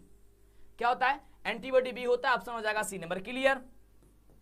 अगला देखिए फटाफट से रिवीजन कीजिए और जब तक 200 क्वेश्चन समाप्त नहीं होता तब तक आपको वीडियो क्लास छोड़ के नहीं जानी है। अगला क्वेश्चन, और फैला दीजिए इस वीडियो को, जितना दोस्तों में आपके पास, जितने भी दोस्त हैं आपके पास सबके साथ फैलाइए, आप शेयर कर दीजिए फटाफट से। और जितने भी बच्चे अभी तक लाइक नहीं, यार कंजूसी क्यों करते हो, फटाफट से लाइक कर दीजिए और चैनल पे पहली बार सब्सक्राइब कीजिए ताकि आगे से वीडियो मिले। अगला क्वेश्चन है कि रक्त में ग्लूकोज की मात्रा निम्नलिखित में से कौन नहीं नियंत्रित करता है। रक्त में ग्लूकोज की मात्रा निम्नलिखित में से कौन नियंत्रित नहीं करता, आपके सामने ऑप्शन है 4, और 4 ऑप्शन में इसका राइट जवाब हो जाएगा इंसुलिन। क्या हो जाएगा बाबू, इंसुलिन हो जाएगा। ऑप्शन क्या हो जाएगा, ए नंबर हो जाएगा। अगला प्रश्न हम सभी क्या कह रहा है आपके स्क्रीन पे, ये रहा प्रश्न कह रहा है कि पादप वृद्धि हार्मोन है। पादप वृद्धि बाबू हार्मोन कौन है, तो पादप वृद्धि जो हार्मोन होता है उसका राइट जवाब हो जाएगा कि जिब्रेलिन होता है। कौन होता है, जिब्रेलिन जो है ना पादप वृद्धि हार्मोन है, यानी कि इसी के कारण पौधे जो है उसमें वृद्धि होती है। क्या होता है, जिब्रेलिन, जिब्रेलिन के कारण पौधों में वृद्धि होती है। चलिए अगले प्रश्न की बात करें, कह रहा है कि हार्मोन स्रावित होता है। हार्मोन जो है वो स्रावित होता है, किससे स्रावित होता है, तो हार्मोन जो अंतःस्रावी ग्रंथि से स्रावित होता है। किससे स्रावित होता है, हार्मोन जो है अंतःस्रावी ग्रंथि से स्रावित होता है, यानी ऑप्शन हो जाएगा ए नंबर। चलिए अगले प्रश्न की बात करते हैं। अगला प्रश्न आपके स्क्रीन पे ये राय करें, मनुष्य के मुख्य गुहा में कितने जोड़े लार ग्रंथि पाई जाती है। मनुष्य के मुख्य गुहा में कितने जोड़े लार ग्रंथि पाई जाती है, सबको पता है कि 3 जोड़ी लार ग्रंथि पाई जाती है। मनुष्य के मुख गुहा में कितने जोड़ी लार ग्रंथि, 3 जोड़ी लार ग्रंथि पाई जाती है। याद कर लीजिए, कान में देखिए, हम कहते हैं कि हमारा जब भी वीडियो देखते हैं आप तो कान में ईयरफोन लगाइए, एक शांत जगह बैठिए और जबरदस्त तैयारी कर लीजिए, ठीक ना। रिवीजन बस आप लोग सुनते जाइएगा ना मेरे हर एक बातों को, तो एग्जाम में कोई भी दिक्कत नहीं होगा। ठीक है ना। चलिए, और आप क्या कीजिए, लिख भी लीजिए, कहीं ना कहीं नोट भी करना चाहते हो तो कर सकते हैं, स्क्रीनशॉट भी लेना चाहते हैं ले सकते हैं, या पीडीएफ ले लीजिएगा, तब तो दिखते ही नहीं होगा। चलो अगला क्वेश्चन है कि एंड्रोजन है। एंड्रोजन क्या है? तो एंड्रोजन बाबू मेल हार्मोन होता है। क्या होता है यार? यह एक आपका मेल हार्मोन होता है। ऑप्शन क्या हो जाएगा? ए नंबर हो जाएगा। अगला प्रश्न क्या रहेगा, मटर को अपने प्रयोग के लिए किसने चुना? ये तो सबको ही जानते हैं, मटर को अपने प्रयोग में किसने लिया था? तो मेंडल साहब लिए थे। कौन लिए थे? मेंडल जी ने लिए। तो ऑप्शन क्या हो जाएगा? ए नंबर हो जाएगा। ठीक है ना। चलिए अगले प्रश्न की बात करते हैं फटाफट से। पूरे 200 क्वेश्चन आपको कंप्लीट कराने वाले हैं, कंटिन्यू बने रहिए हमारे साथ। चलिए, तो अगला नंबर प्रश्न हम सभी क्या कह रहा है कि किसी उत्तल लेंस की फोकस दूरी हमेशा होती है। देखिए, उत्तल लेंस की फोकस दूरी जो है वो हमेशा धनात्मक होती है और अवतल का ऋणात्मक होती है, लेकिन यहाँ पे धनात्मक ऋणात्मक ना लिख करके यह सिंबल दर्शा दिया जाता है इस तरीके से, ठीक ना। तो ऐसे में कंफ्यूज मत होइएगा। देखिए, जब भी प्लस यानी कि पॉजिटिव लिख करके यहाँ पे भी ई लिखा गया होगा, समझिएगा वह धनात्मक कह रहा है। माइनस लिख करके भी लिखा गया होगा, समझिएगा कि वो ऋणात्मक कह रहा है, ठीक ना। चलिए, तो यहाँ पे क्या हो जाएगा? उत्तल लेंस की, तो उत्तल लेंस की हमेशा धनात्मक होती है। ऑप्शन क्या हो जाएगा बाबू? ऑप्शन हो जाएगा ए नंबर। चलिए अगले प्रश्न की बात करते हैं। अगला प्रश्न कह रहा है, आपके स्क्रीन पे बड़ा ही शानदार क्वेश्चन है। कह रहा है कि किसी शब्दकोश में पाए गए छोटे अक्षरों को पढ़ते समय आप निम्न में से कौन सा लेंस पसंद करेंगे? ये सबसे शानदार क्वेश्चन है और हूबहू क्वेश्चन आपके एग्जाम में पूछा जाएगा। तो 50 सेंटीमीटर का फोकस दूरी वाले का एक हम लोग उत्तल लेंस का प्रयोग करेंगे। किसका करेंगे? 50 सेंटीमीटर फोकस दूरी वाला एक उत्तल लेंस का व्यवहार हम लोग करेंगे। अगला देखिए, सबसे जबरदस्त और सबसे शानदार क्वेश्चन आपको बताएंगे। ये क्वेश्चन है, क्या है क्वेश्चन की, गाड़ी के चालक के सामने समानांतर लगा रहता है। क्या लगाता है? गाड़ी के चालक के सामने वही आपका लगा होता है उत्तल दर्पण। क्या लगा होता है? उत्तल दर्पण लगा होता है। ऑप्शन क्या हो जाएगा? बी नंबर हो जाएगा। क्लियर। चलो अगला प्रश्न आपके स्क्रीन पे बड़ा ही शानदार जबरदस्त प्रश्न है। कह रहा है कि एक व्यक्ति समतल दर्पण की ओर 4 मीटर प्रति सेकंड की चाल से आ रहा है। व्यक्ति को समतल दर्पण में बना अपना प्रतिबिंब किस चाल से आता हुआ प्रतीत होगा? देखिए समझिएगा थोड़ा क्वेश्चन क्या कह रहा है। क्वेश्चन कुछ कह रहा है, यहां पे एक व्यक्ति समतल दर्पण की ओर 4 मीटर प्रति सेकंड की चाल से आ रहा है। क्लियर हो गया। चलिए, व्यक्ति को समतल दर्पण में बना अपना प्रतिबिंब जो होगा वह किस चाल से आता हुआ प्रतिबिंब होगा, यह प्रतीत होगा। तो वह प्रतीत होगा आपका 8 मीटर प्रति सेकंड की चाल से। अगर आप समतल दर्पण, अगर आप जा रहे हैं 4 मीटर प्रति सेकंड, यानी कि 1 सेकंड में 4 मीटर जा रहे हैं, और आपका प्रतिबिंब जो है उसमें आपका जो बन रहा है प्रतिबिंब किसी आईने में, शीशे में, यानी कि समतल दर्पण में, तो उसमें का जो स्पीड होगा वो उसके दुगुना होता है लगभग, ठीक ना। तो क्या हो जाएगा? 8 मीटर प्रति सेकंड हो जाएगा। क्लियर। अगला प्रश्न कह रहा है कि नेत्र लेंस की फोकस दूरी बढ़ जाने से आंख में उत्पन्न दोष होता है। नेत्र की फोकस दूरी बढ़ जाने से, तो फोकस दूरी जब बढ़ जाएगा बाबू तो हो जाएगा दीर्घ दृष्टि दोष। क्या हो जाएगा? दीर्घ दृष्टि दोष हो जाएगा। ऑप्शन हो जाएगा बी नंबर। क्लियर। चलिए अगले प्रश्न की बात करें। अगला प्रश्न कह रहा है कि दूरदृष्टि दोष वाले व्यक्ति द्वारा जिस चश्मे का प्रयोग किया जाता है उसमें लगे लेंस होते हैं। उसमें कौन से लेंस लगे होते हैं? उसमें लेंस लगे होते हैं उत्तल लेंस। कौन सा लेंस? उत्तल लेंस लगे होते हैं। ऑप्शन क्या हो जाएगा? ए नंबर हो जाएगा। अगले प्रश्न की हम बात करते हैं। अगला प्रश्न कह रहा है आपके स्क्रीन पे कि विद्युत आवेश की इकाई क्या है? विद्युत आवेश की इकाई, तो विद्युत आवेश की इकाई बताना है कुलम्ब है, वोल्ट, एम्पियर या फिर इनमें से कोई नहीं। तो विद्युत आवेश की इकाई क्या होता है? कुलम्ब होती है। आवेश का इकाई क्या होती है? कुलम्ब इसे यानी कि सी से प्रदर्शित इसे करते हैं। अगला प्रश्न कह रहा है कि विद्युत आवेश 2 प्रकार के होते हैं जिन्हें धन तथा ऋण आवेश माना जाता है। यह नामकरण जिसने किया वह था, यह नामकरण जिसने कह दिया था, वह नामकरण कौन किए थे? तो वह किए थे बेंजामिन फ्रैंकलिन, यानी कि ऑप्शन क्या हो जाएगा? डी नंबर हो जाएगा। क्लियर। चलो अगले प्रश्न की बात करते हैं। अगला प्रश्न कह रहा है आपके स्क्रीन पे कि एक पदार्थ को 1 कूलम धन आवेश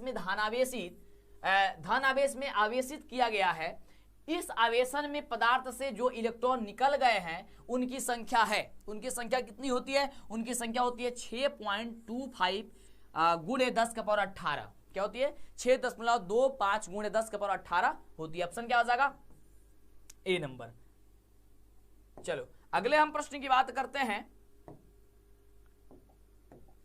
अगला प्रश्न आपके स्क्रीन पे कह रहा है कि किसी विद्युत बल्ब पर, कह रहा है क्वेश्चन की किसी विद्युत बल्ब पर 220 वोल्ट तथा 100 वाट अंकित है। जब इसे 110 वोल्ट पर प्रचालित किया करते हैं तब इसके द्वारा उपयुक्त शक्ति कितनी होगी?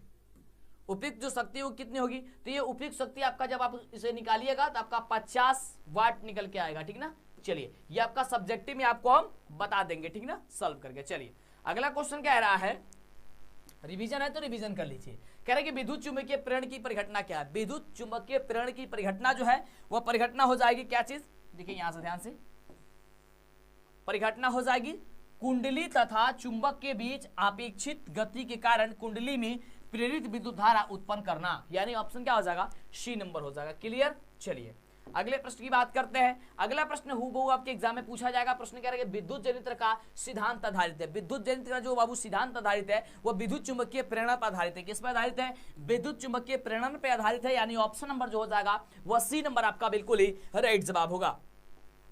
यदि अगले नंबर प्रश्न की हम बात करें तो अगला नंबर बाबू प्रश्न कह रहा है कि लघु पतन के समय परिपथ में विद्युत धारा का मान होता है। लघु पतन के समय, तो लघु पतन के समय भी ये तो हमने बहुत बार आपको बताया, लघु पतन के समय बहुत अत्यधिक बढ़ जाता है, विद्युत धारा का मान क्या होता है, बहुत ज्यादा बढ़ जाता है, जिसके कारण लघु पतन होता है। अगला प्रश्न कह रहा है प्रतिक्रिया PbO प्लस कार्बन, यानी कि PbO और कार्बन जो आपस में विक्रिया करेगा तो Pb और Cu हो जाएगा, बन जाएगा। तो यह पूछ रहा है इसमें क्या चीज है, इसमें PbO ऑक्सीकृत हो रहा है या C ऑक्सीकरक हो रहा है या फिर कार्बन एक अवकारक है या फिर एक रेडक्स प्रतिक्रिया है, आपको ही बता रहा है। तो देखिए यहां पे अगर हम ध्यान से देखेंगे तो यह आपका एक अवकारक है, क्या हो जाएगा, कार्बन। कार्बन एक ऑक्सीकारक हो जाएगा बाबू, ऑक्सीकारक होगा ना, क्योंकि कार्बन है, कार्बन में क्या हो रहा है, यहाँ पे ऑक्सीजन जुड़ रहा है ना, तो यहाँ पे कार्बन क्या हो जाएगा, ऑक्सीकारक हो जाएगा, ठीक ना। चलो अगले हम प्रश्न की बात करें। अगले देखिए अगला प्रश्न आपके स्क्रीन पे प्रश्न कह रहा है कि निम्न धातु में से कौन NaOH के विलयन से हाइड्रोजन गैस देता है। क्वेश्चन है कि निम्न धातु में से कौन सा जो NaOH यानी कि सोडियम हाइड्रोक्साइड से हाइड्रोक्साइड विलयन से, सोडियम हाइड्रोक्साइड विलयन से हाइड्रोजन गैस देता है, जिसका राइट जवाब होगा कि एल्युमिनियम जो होगा वह देता है। क्या हो जाएगा, एल्युमिनियम। ऑप्शन क्या हो जाएगा, सी नंबर हो जाएगा। क्लियर। चलो अगले हम प्रश्न की बात करते हैं। कह रहा है कि यदि विलयन का pH 13 है तो इसका अर्थ क्या है। यदि विलयन का पान pH है अधिक है तो क्या है, तो इसका मतलब हो गया कि प्रबल भास्मिक है, यानी कि वो क्या है, वो अत्यधिक क्षारक है, ठीक ना। क्या हो जाएगा, अत्यधिक क्षारक है, क्योंकि 7 का क्षार का pH मान कितना होता है, 7 से अधिक होता है, और 13 तो काफी ज्यादा हो गया ना, तो ज्यादा हो गया यानी कि प्रबल हो गया, यानी कि प्रबल क्षारक है या प्रबल भास्मिक है। ऑप्शन क्वेश्चन अगला नंबर कह रहा है कि साधारण ताप पर फास्फोरस का अणुसूत्र क्या होता है। साधारण ताप पर फास्फोरस का जो अणुसूत्र होता है वो आपका होता है, क्या चीज होता है, P4 होता है। क्या होता है, P4 होता है, ठीक ना। चलो अगला देखिए, अगला क्वेश्चन सबसे शानदार क्वेश्चन कह रहे हैं पीतल में रहता है। पीतल में क्या चीज रहता है, और इस बार से क्वेश्चन पूछा जाने की 100% संभावना है। तो पीतल में कॉपर और जिंक ही रहता है। क्लियर। ऑप्शन हो जाएगा बी नंबर। अगला देखिए, अगला है कि धातु की प्रकृति कैसी होती है। धातु की प्रकृति, तो देखिए धातु की जो प्रकृति होती है वो विद्युत धनात्मक होते हैं। क्या होते हैं, विद्युत धनात्मक धातु, यानी कि धातु से ही विद्युत के क्या होते हैं, प्रवाह होती है। ऑप्शन क्या हो जाएगा, ए नंबर हो जाएगा। अगला प्रश्न बाबू कह रहा है आपके स्क्रीन पे ये रहा, रिवीजन कीजिए जब तक 200 प्रश्न नहीं खत्म होगा, जब तक 200 प्रश्न नहीं खत्म होगा आपको कहीं नहीं जाना है। पूरा आपको 200 क्वेश्चन का रिवीजन कर लेना है, नहीं तो फिर बार बार मौका नहीं मिलेगा, समय आपके पास काफी कम है। प्लीज बाबू रिक्वेस्ट करते हैं आपसे, पूरा 200 क्वेश्चन का रिवीजन कीजिए। क्वेश्चन कह रहा है ये 100 क्वेश्चन हो गया, 100 क्वेश्चन और बाकी है, फटाफट से कर लेते हैं। चुंबकीय अशुद्धि को किस प्रकार दूर किया जाता है। अच्छा, चुंबकीय अशुद्धि को किस प्रकार दूर किया जाता है, तो चुंबकीय विधि द्वारा, चुंबकीय जो विधि है उसके द्वारा इसे क्या किया जाता है, इसे आपको दूर किया जाता है। ऑप्शन हो जाएगा डी नंबर। ये देखिए कितना जल्दी हम लोग 101 नंबर क्वेश्चन पे आ गए कि कार्बनिक यौगिकों का आवश्यक तत्व है। अच्छा, कार्बनिक यौगिकों का आवश्यक तत्व जो है कौन सा है, तो वह कार्बन है। क्या हो जाएगा, कार्बन है। क्या हो जाएगा, ऑप्शन हो जाएगा ए नंबर। अगला देखिए प्रश्न कह रहा है कि अक्रिय तत्व कौन है। अक्रिय तत्व, और अक्रिय तत्व पूछ रहा है, यहाँ पे ऑप्शन है कार्बन, हीलियम, सोना, हाइड्रोजन। क्या हो जाएगा, वो आपका हो जाएगा हीलियम हो जाएगा। अक्रिय क्या है, हीलियम है। और ये भी क्वेश्चन आपको इस वर्ष पूछे जा रहे हैं कि सबसे ज्यादा संभावना है। ठीक, क्लियर। चलिए, वैसे तो अति महत्वपूर्ण क्वेश्चन है। ये देखिए कह रहे हैं कि एल्कीन का श्रेणी, एल्कीन श्रेणी में यौगिकों का समान सूत्र क्या होता है। एल्कीन आपको बताया था कि एक होता है एल्केन, एल्कीन और अल्काइन होता है। कह रहा है कि एल्कीन, तो एल्कीन होता है CnH2n। क्या होता है, देखिए आपको पढ़ाए थे पहले भी CnH2n, +2 आपका होता है एल्केन का, CnH2n होता है केवल एल्कीन का, और CnH2n-2 जो होता है CnH2n-2 जो होता है वो होता है अल्काइन का। यानी कि 2 जोड़ दो, 2 छोड़ दो, 2 घटा दो। 2 जोड़ दोगे वो अल्केन का हो जाएगा, 2 छोड़ दोगे उसे अल्कीन का हो जाएगा, और 2 घटा दोगे उसे अल्काइन का हो जाएगा। क्लियर? चलो अगला प्रश्न हम सभी क्या कह रहा है कि अपमार्जक बनाने में उपयोग होता है। अपमार्जक, तो देखिए अपमार्जक जब बनाया जाता है ना, तो अपमार्जक बनाने में कॉस्टिक पोटास का उपयोग होता है। किसका होता है? कॉस्टिक पोटास का। ऑप्शन क्या हो जाएगा? बी नंबर हो जाएगा। क्लियर? चलिए अगला प्रश्न कह रहा है कि आवर्त सारणी में आवर्त सारणी के भी यानी कि 7a के तत्व कौन है? 7a, ये आपका 7 लिखा गया है, 5 6 7 7 और उसमें a। 7a के तत्व कौन है? तो 7a के तत्व क्या? हाइड्रोजन कहलाते हैं। 7a के तत्व जो है वो हाइड्रोजन कहलाते हैं। ठीक है, चलिए अगला प्रश्न कह रहा है आपके स्क्रीन पे, काफी जबरदस्त प्रश्न है कि आवर्त सारणी में बाएं से दाएं जाने पर प्रकृतियों के बारे में कौन सा कथन असत्य है? कौन सा कथन असत्य है? तो परमाणु आसानी से इलेक्ट्रॉन का त्याग करते हैं। परमाणु आसानी से इलेक्ट्रॉन का त्याग करते हैं, ये गलत चीज है। ठीक ना, ये असत्य है। अगला चलिए, तो अगला नंबर प्रश्न सभी कह रहा है, बहुत बढ़िया प्रश्न है कि प्रकाश संश्लेषण की क्रिया में उत्पन्न होता है। तो देखिए प्रकाश संश्लेषण की क्रिया में जो उत्पन्न होता है वो ग्लूकोज उत्पन्न होता है। ठीक है ना, देखिए यहाँ पे गलत ऑप्शन दीजिए, कार्पोज हो गया है ना, कार्बोज। ये ऑप्शन यहाँ पे कर लीजिएगा ग्लूकोज। ठीक ना, इसे सुधार लीजिएगा, ग्लूकोज होता है। क्या होता है? ग्लूकोज होता है। अगले प्रश्न की अगर हम बात करें तो अगला प्रश्न करके अंडाणु निषेचित होता है। देखिए ये सबसे बढ़िया क्वेश्चन है। तो देखिए अंडाणु जो निषेचित होता है फिलोपियन नलिका में निषेचित, फिलोपियन नलिका में निषेचित होता है, यानी ऑप्शन क्या हो जाएगा? सी नंबर हो जाएगा। चलिए फटाफट से जवाब दीजिए, हमसे तेजी से कोशिश कीजिए आप जवाब देने की। क्लियर? चलिए अगला प्रश्न हम सभी क्या कह रहा है कि श्वसन की क्रिया होती है। श्वसन की क्रिया होती है, तो श्वसन की क्रिया किसमें होती है? श्वसन की क्रिया होती है माइटोकॉन्ड्रिया में। किसमें होती है? माइटोकॉन्ड्रिया हो जाएगा। क्या हो जाएगा? ऑप्शन हो जाएगा बी नंबर। ठीक ना, चलिए अगले हम प्रश्न की बात करते हैं। अगला प्रश्न कह रहा है कि एक स्वच्छ मनुष्य में प्रकुंचन एवं अनुशीतलन दाब होता है। प्रकुंचन और अनुशीतलन जो दाब होता है तो उस वक्त वह कितना होता है लगभग? ठीक ना, यानी कि बीपी बात करें तो वही, हाँ, तो 120/80 होता है। कितना होता है? 120/80 होता है। ठीक ना, कितना होता है? 120/80 होता है। ऑप्शन हो जाएगा ए नंबर। क्लियर? अगला प्रश्न कह रहा है कि पत्तियों का मुरझाना किस पादप हार्मोन के कारण संभव होता है? पत्तियों का मुरझाना, तो पत्तियां जब मुरझाती है ना वो एब्सिसिक अम्ल के कारण। क्या हो जाएगा? एब्सिसिक अम्ल। ऑप्शन क्या हो जाएगा? सी नंबर हो जाएगा। क्लियर? अगर अगले हम प्रश्न की बात करें, अगला प्रश्न हम सभी क्या कह रहा है कि कौन सा पादप नियंत्रक फल बेचने वाले द्वारा उपयोग किया जाने वाला होता है? फल बेचने वाला जो होता है वो किसका उपयोग करते हैं? एथिलीन का उपयोग करते हैं। लोग किसका उपयोग करते हैं? एथिलीन को उपयोग करते हैं। ऑप्शन हो जाएगा आप सभी का 80 नंबर। अगला हम प्रश्न की बात करते हैं। अगला प्रश्न आपके स्क्रीन पे कह रहा है कि कार्बनिक यौगिकों में कार्बन की संयोजकता कितनी होती है? कार्बनिक यौगिकों में जो कार्बन की संयोजकता होती है वो कितनी होती है? 4 होती है। कितनी होती है बाबू? 4 होती है। ऑप्शन क्या हो जाएगा? बी नंबर हो जाएगा। अगला देखिए, अगला है कि एड्स रोग का प्रमुख कारण क्या होता है? एड्स रोग का प्रमुख जो कारण होता है वह कारण होता है असुरक्षित यौन संपर्क। क्या होता है? असुरक्षित यौन संपर्क होता है। ऑप्शन हो जाएगा ए नंबर। अगले हम प्रश्न की बात करें, अगला प्रश्न कह रहे हैं कि चमगादड़ एवं पक्षी के पंख किस प्रकार के अंग के उदाहरण है? चमगादड़ एवं पंछी के पंख तो समजात अंग के उदाहरण हो जाएंगे। क्या हो जाएंगे? समजात अंग के उदाहरण हो जाएंगे। ऑप्शन हो जाएगा हम सभी का बी नंबर। अगला प्रश्न थोड़ा सा बड़ा है लेकिन समझिएगा, क्वेश्चन बड़ा ही बढ़िया क्वेश्चन है। कह रहे कि वे अंग जिनकी उत्पत्ति तथा मूल रचना में तो समानता होती है किंतु कार्य के अनुसार उनकी बाह्य रचना में परिवर्तन हो जाता है, ऐसे अंग क्या कहलाते हैं? कहने का मतलब हो गया कि वे अंग जिनकी उत्पत्ति और मूल रचना ये समान होती हैं लेकिन उसकी क्या कह रहा है कि उनके कार्य के अनुसार उनकी बाह्य जो रचना होती है, यानी कि बाहर की जो रचना होती है वह अलग अलग हो जाती है। तो ऐसे जो अंग होते हैं वह कौन से अंग कहलाते हैं? तो ऐसे अंग कहलाते हैं ये समजात अंग कहलाते हैं। भले ही कार्य के दृष्टिकोण से वह अलग अलग हो, है ना, लेकिन उससे कोई मतलब नहीं होता, ये समजात अंग के उदाहरण हो जाता है। चलिए अगला कह रहे हैं कि कृत्रिम पारितंत्र का उदाहरण क्या है? कृत्रिम पारितंत्र का जो उदाहरण होता है बाबू वो क्या होता है? तो कृत्रिम पारितंत्र का उदाहरण होता है बगीचा या खेत। क्या होता है? बगीचा चाहे खेत होता है। ऑप्शन हो जाएगा आप सभी का सी नंबर। पूरा रिवीजन कीजिए 200 क्वेश्चन का।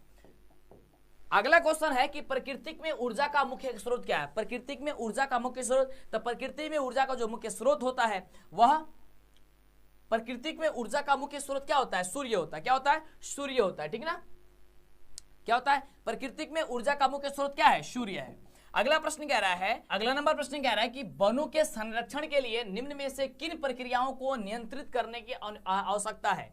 तो पेड़ों के अंधाधुंध कटाई रोकेंगे तब जाके इसकी सुरक्षित होगी, अतिचारण ये भी है, खनन ये भी है, यानी कि तीनों का तीनों हो जाएगा। यानी कि ऑप्शन नंबर जो डी दिया गया है ये डी नंबर आप सभी का राइट जवाब होगा। अगले हम प्रश्न की बात करते हैं तो अगला प्रश्न आपके स्क्रीन पर ये रहा 120 नंबर प्रश्न, जो कि काफी बढ़िया और धमाल मचाने वाला प्रश्न है।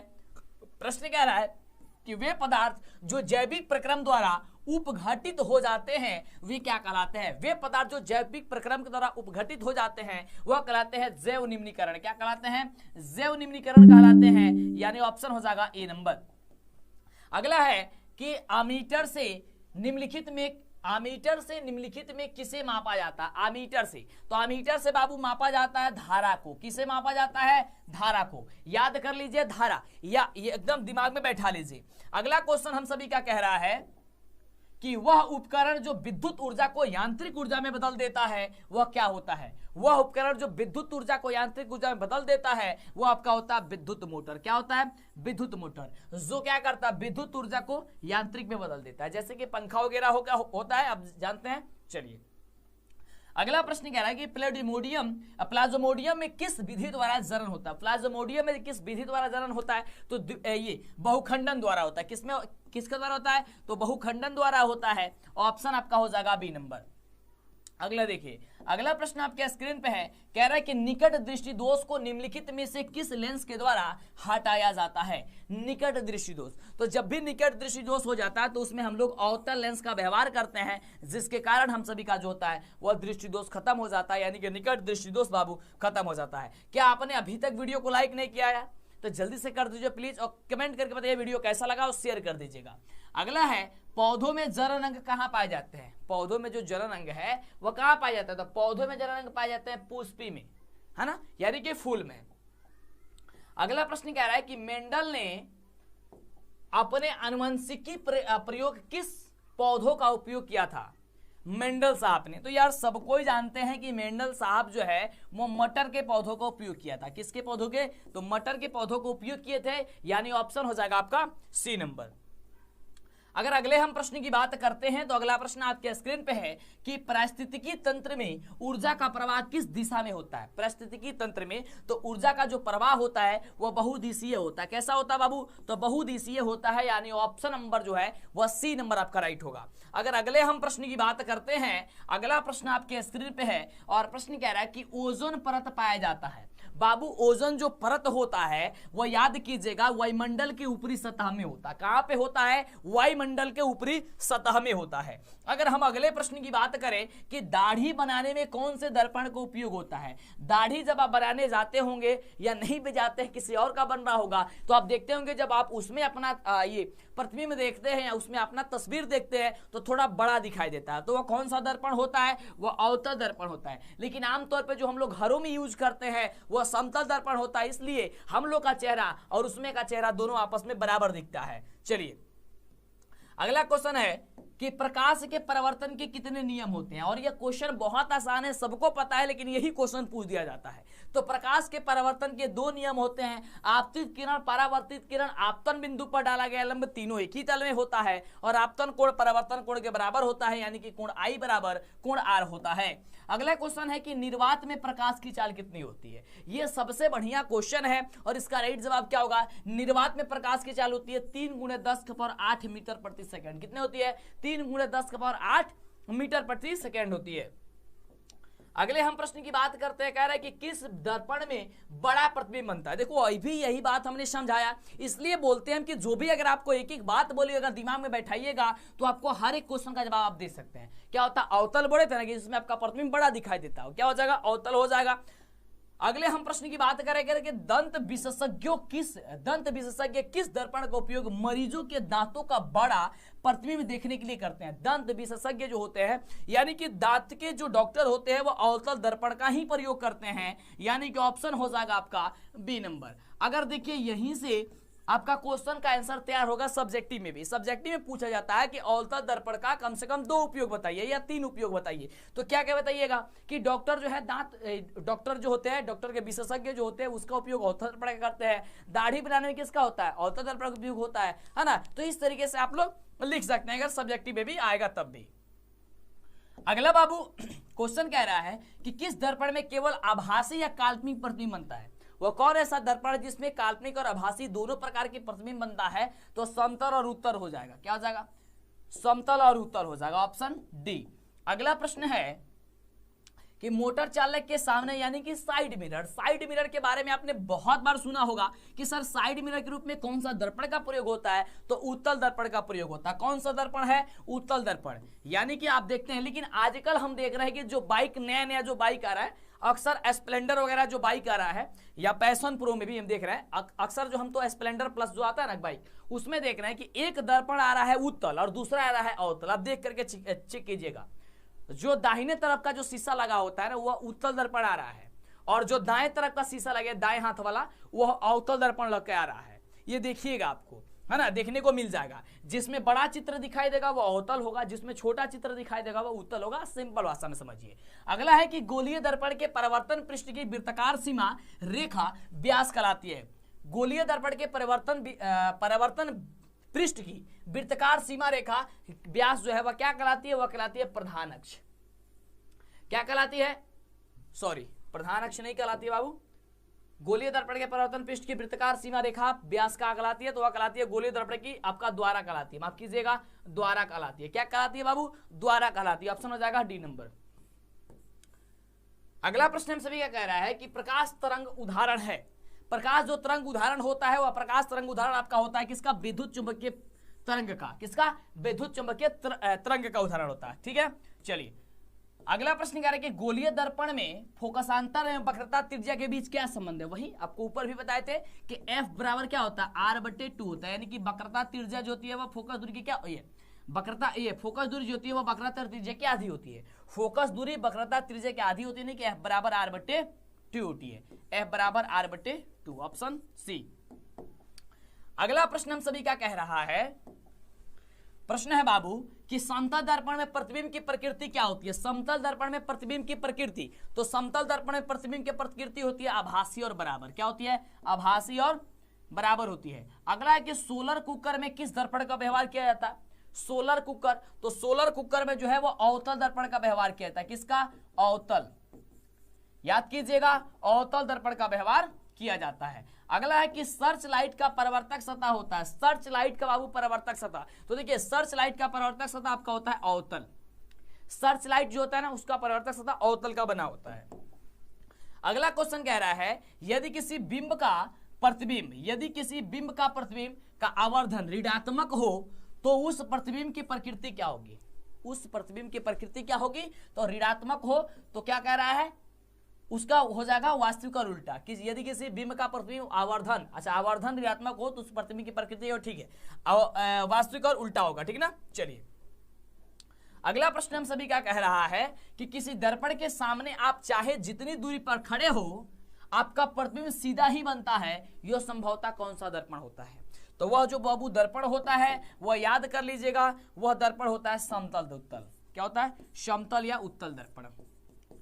क्या होता है? D number. अगर अगले प्रश्न की बात करते हैं तो अगला प्रश्न आपके स्क्रीन पे है और हम लोग का प्रश्न जो है आ चुका कितना? 144 नंबर, यानी कि 150 लगभग क्वेश्चन पे पहुंचने वाले हैं। यानी कि 200 क्वेश्चन जब आपका रिवीजन हो जाएगा इस वीडियो में, समझिए कि आप धमाल मचा देंगे। ठीक ना, 200 क्वेश्चन जब तक समाप्त नहीं होगा तब तक क्लास छोड़ के नहीं जाना है। क्वेश्चन है कि अवतल दर्पण द्वारा किसी वस्तु का बना प्रतिबिंब आभासी, सीधा तथा बिंब से बड़ा पाया गया वस्तु की स्थिति कहां होनी चाहिए? उस समय वस्तु की स्थिति जो है वह कहां होनी चाहिए? उस समय वस्तु की स्थिति दर्पण के ध्रुव और मुख्य फोकस के बीच होनी चाहिए। कहां होनी चाहिए? दर्पण के ध्रुव और मुख्य फोकस के बीच होनी चाहिए। अगर अगले हम प्रश्न की बात करें, अगला प्रश्न आपके स्क्रीन पे है और प्रश्न कह रहा है कि यदि किसी बिंब का प्रतिबिंब का आवर्धन धनात्मक हो तो उस बिंब की प्रकृति क्या होगी? उस बिंब की प्रकृति क्या होगी? तो काल्पनिक और सीधा होगी। कैसी होगी? काल्पनिक और सीधा होगी, यानी ऑप्शन डी नंबर हो जाएगा। अगले हम प्रश्न की बात करते हैं। प्रश्न क्या है कि किसी वस्तु का आवर्धित काल्पनिक प्रतिबिंब बनता है। क्वेश्चन क्या है कि किसी वस्तु का आवर्धित काल्पनिक प्रतिबिंब बनता है किस दर्पण में? वो बनता है आपका अवतल दर्पण में। कौन सा दर्पण में? अवतल दर्पण में। ऑप्शन ए नंबर हो जाएगा। क्लियर। अगला देखिए, अगला प्रश्न कह रहा है कि निम्नलिखित में से कौन उत्तल दर्पण की फोकस दूरी है जिसकी वक्रता त्रिज्या 32 सेंटीमीटर है। यानी कि सिंपल भाषा में पूछा है फोकस दूरी। तो हम सभी जानते हैं F बराबर R/2, यानी कि F बराबर हो जाएगा 32/2 यानी कि 16 सेंटीमीटर। कहा क्या रहा है? उत्तल दर्पण, उत्तल होता है प्लस, यानी कि plus 16 centimetre. Option C. Clear. चलिए अगला प्रश्न हम सभी कह रहा है कि परावर्तन के नियम से निर्धारित होता है। तो परावर्तन के नियम से हम सभी जानते हैं कि कोणाई बराबर कोणा होता है, आर होता है, यानी कि परावर्तन कोण, ये आपतन कोण परावर्तन कोण के बराबर होता है। यानी ऑप्शन नंबर जो ए नंबर दिया गया है, ये ए नंबर आपका सही जवाब हो जाएगा। आपतन कोण परावर्तन कोण के बराबर होता है। अगला प्रश्न हम सभी क्या कह रहा है कि समतल दर्पण द्वारा बना प्रतिबिंब होता है। समतल दर्पण द्वारा जो बना प्रतिबिंब होता है वो कैसा होता है? तो सर समतल दर्पण जो बना प्रतिबिंब होता है वह काल्पनिक होता है।